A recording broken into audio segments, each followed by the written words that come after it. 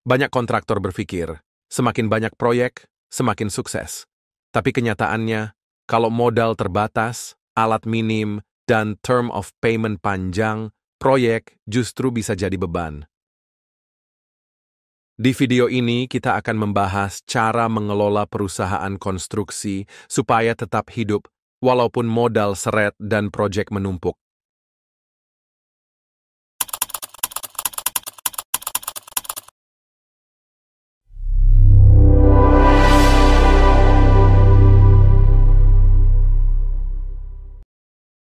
Masalahnya umum yang sering terjadi dalam mengelola keuangan perusahaan konstruksi adalah ketika uang keluar setiap hari, namun uang masuk kadang sebulan, bahkan 2 bulan sekali.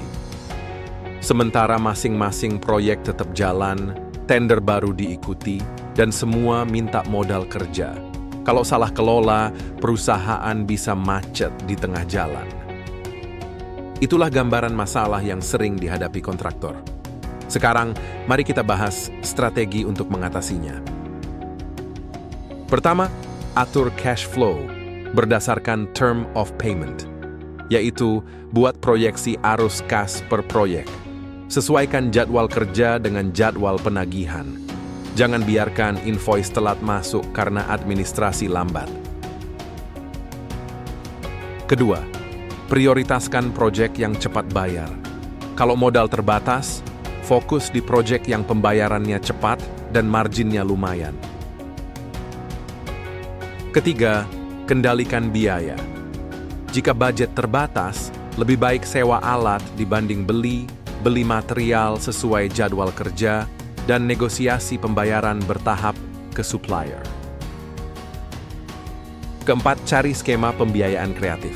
Jika negosiasi DP lebih besar, gunakan supplier financing atau joint operation dengan partner yang punya modal kuat. Kelima, filter tender. Jangan ikuti semua tender, hitung kebutuhan modal sebelum memutuskan ikut. Lalu utamakan tender dengan peluang menang tinggi dan pembayaran cepat. Keenam, optimalkan alat berat minim. Jika memiliki armada alat berat yang terbatas, fokus pada pekerjaan yang kritikal saja untuk alat berat sendiri, lalu sewa harian atau mingguan hanya saat betul-betul dibutuhkan.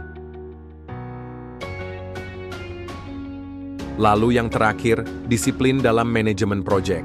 Buat jadwal harian dan mingguan per proyek.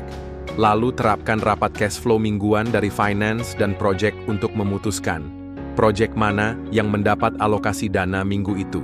Kemudian pisahkan rekening untuk proyek dan operasional kantor supaya dana tidak bercampur. Kuncinya satu, jangan kejar semua peluang, tapi kejar yang bisa memberi cash flow sehat. Ingat, perusahaan konstruksi mati bukan karena rugi di atas kertas, tapi karena kehabisan napas di tengah jalan. Kalau Anda kontraktor yang pernah mengalami hal ini, tuliskan pengalaman Anda di kolom komentar. Dan jangan lupa like, komen, dan subscribe untuk tips manajemen konstruksi langsung dari pengalaman lapangan.